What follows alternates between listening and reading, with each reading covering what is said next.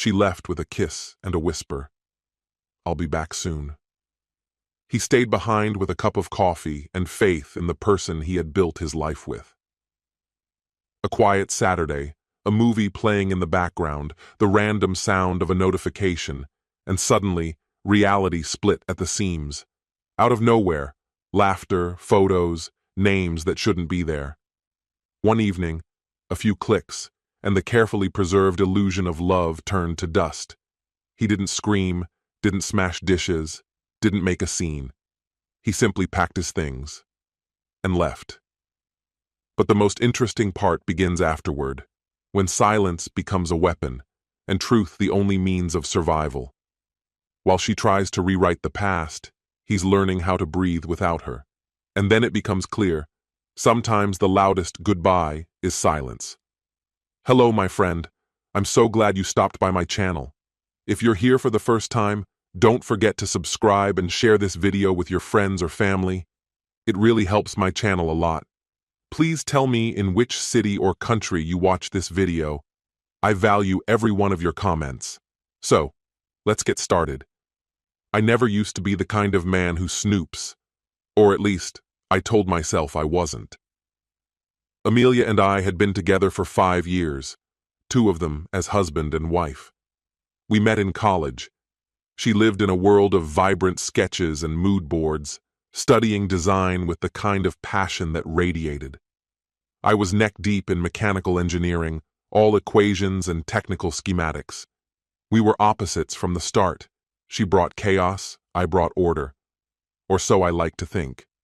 Just 3 weeks before our second wedding anniversary, her friends planned a weekend escape, a girls-only retreat to Lakewood. She left that Friday, full of affection and cheerful goodbyes, promising she'd be back by Sunday evening. Nothing felt off. Everything seemed fine, at least on the surface. Saturday night rolled around, and I was sprawled on the couch half-focused on some movie when I heard a ping from the kitchen. It was her laptop. She'd left it open on the counter. At first, I didn't give it much thought, just a stray message, I figured. But then it pinged again, and again. Eventually, curiosity edged out hesitation. I walked over and glanced at the screen.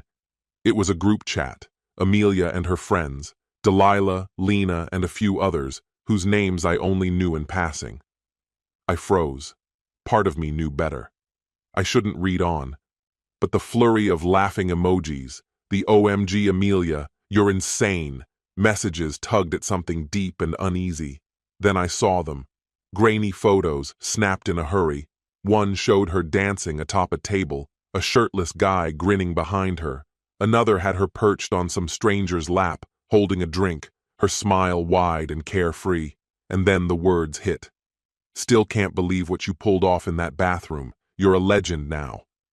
One message hit harder than the rest. Adrian's gonna have competition now, huh? Adrian. Me. My name. Tossed in like an afterthought.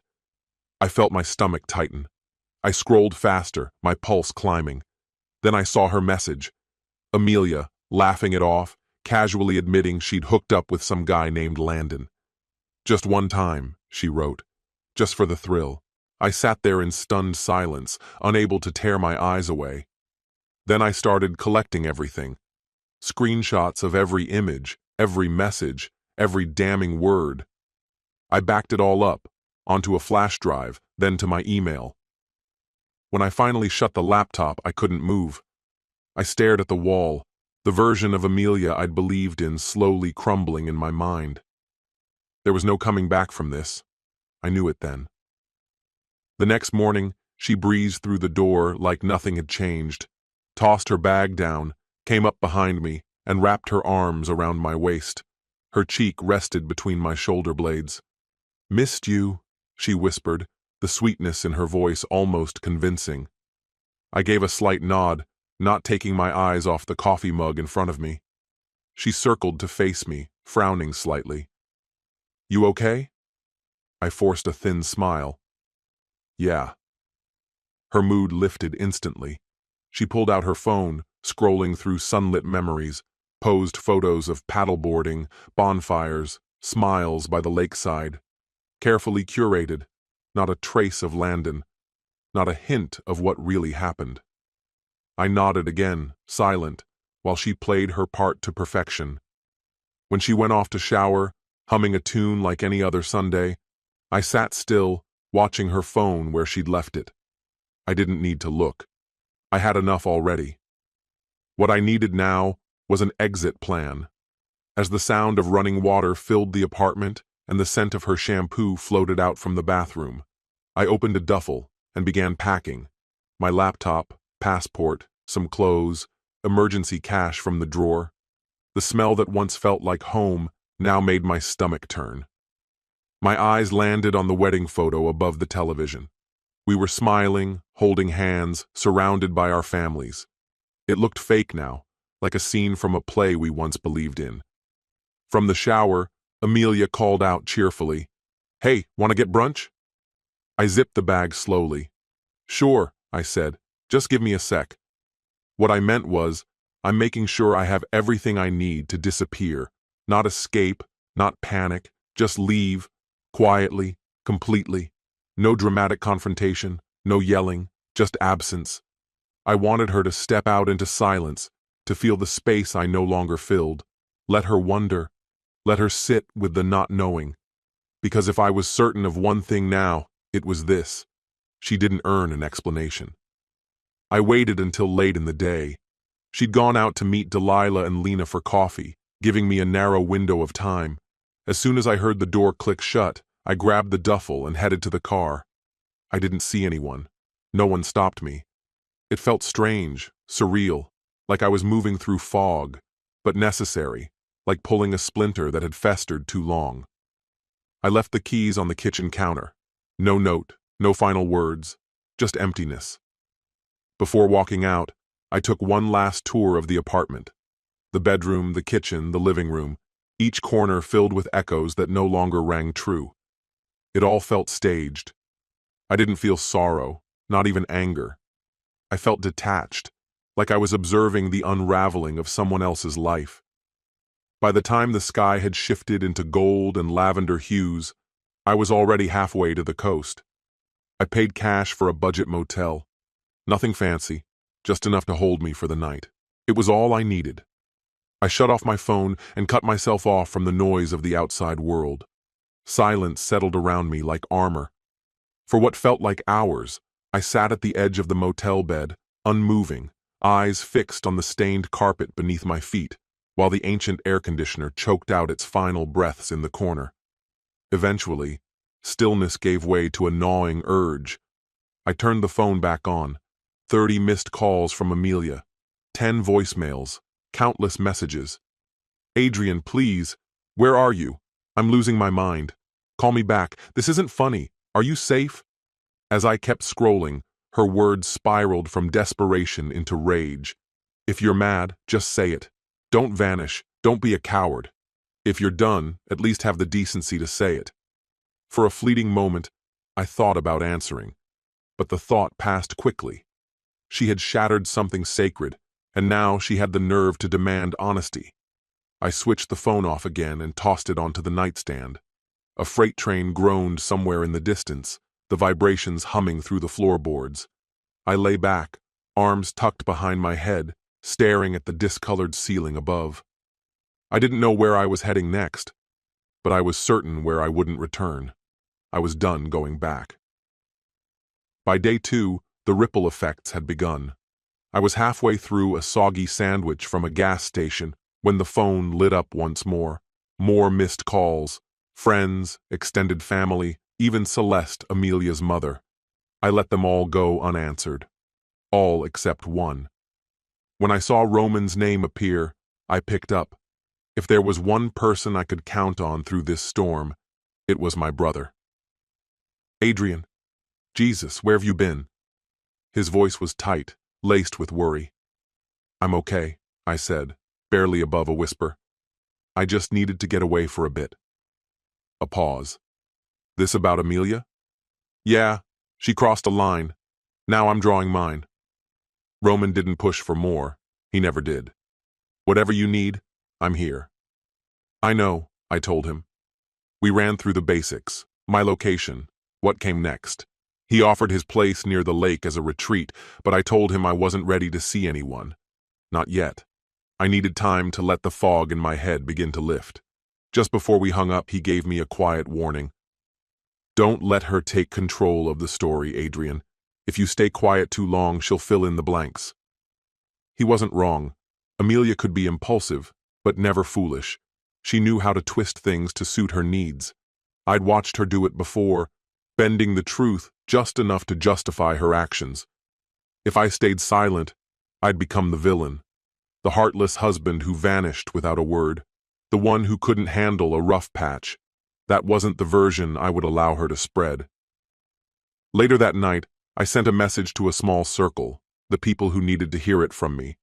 My parents, Roman, a few close friends.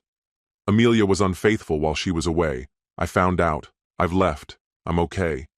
Please respect my space while I work through this. I attached the proof, the damning photos, the screenshots, the receipts. No embellishment, no commentary, just facts. Then I powered the phone down again. That night, I slept deeper than I had in months. There's a strange kind of peace in owning the truth, even when it reduces your world to ashes. It didn't take her long to track me down. 3 days after I disappeared, a knock rattled the door. I didn't have to look to know who it was. I cracked it open a few inches. Amelia stood on the other side, her sunglasses perched in her tangled hair, eyes swollen and red from crying. She was wearing my old sweatshirt, the one she used to steal from my closet in the early days. Whether it was a plea, a manipulation, or a reach for comfort, I couldn't tell. Adrian, she said, her voice quivering. Please, can we talk? I didn't move. How'd you find me? She hesitated. Delilah, she tracked your card. I let out a dry, humorless smile. I should have stuck to cash. Even though my gut told me not to, I let her in. The room instantly felt smaller, tighter, suffocating. She wasted no time. I know you're furious. I know I hurt you. It was just one night, she went on. A horrible, thoughtless mistake.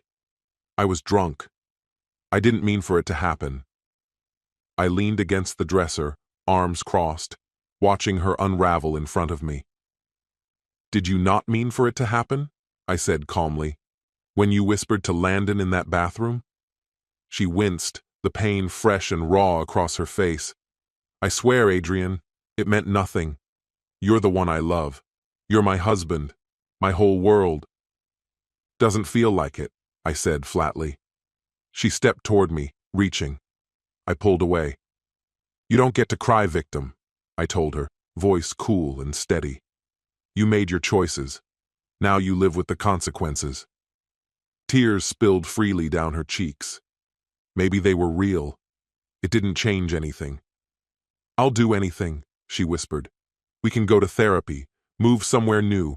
I'll tell everyone what I did. I'll fix this. I walked away from my job, told her I was ready to spend the rest of my life trying to make things right.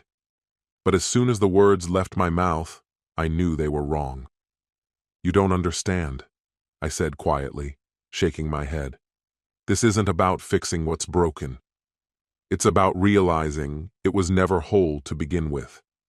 She stood there, paralyzed, tears streaking her face as if she were trying to find her way back to a place that had only ever existed in her imagination. Eventually, I moved aside and pulled the door open. You should go, I said. Her mouth opened, like she might plead or protest. Maybe she was reaching for one last excuse or a desperate rewrite. But she didn't speak. She walked past me into the night. I closed the door behind her, turned the lock, and for the first time since everything unraveled, I felt a quiet, almost eerie sense of peace. Alone, yes, but no longer carrying the weight. By morning, the messages poured in. But this time, it wasn't just Amelia. It was Delilah, Lena. People I hadn't heard from in years, now suddenly full of concern. You're overreacting. It was just a mistake.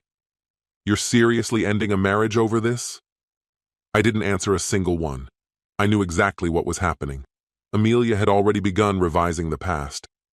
Her version cast her as the grieving wife who made a single misstep, and me, the cold husband who walked out without a second thought. But I didn't care anymore.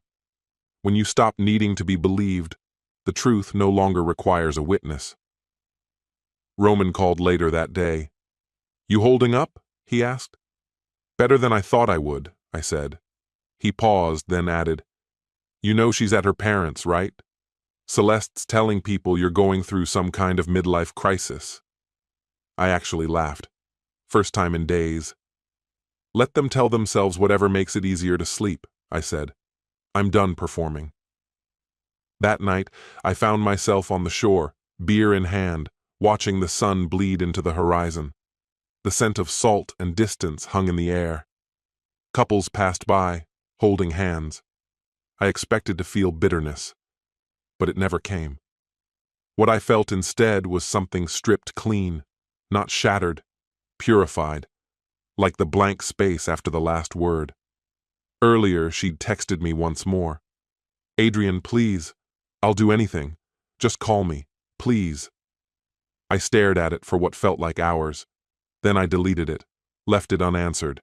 Not every ending needs words. Some just need silence. I stayed on that beach until the light faded, until the sky shifted from gold to deep blue. Tomorrow I'd return to Romans, begin picking up the fragments.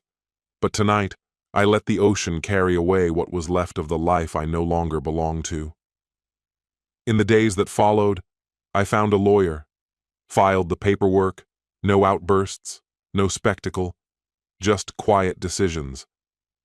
A week later, I was in Roman's backyard, helping him finally fix the fence that had been leaning for years.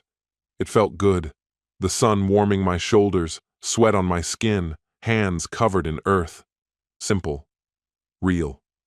My phone buzzed from the bench. I wiped my palms on my jeans and picked it up. Unknown number. I answered anyway. "Adrian," said a soft voice. "Celeste, Amelia's mother. I hate to bother you, but I thought you should know." I said nothing. "She's not in a good place," she continued. "She's seeing a therapist, living here with us. She regrets everything." "I'm sure she does," I said calmly. A pause. "She still hopes you'll talk to her. Just once."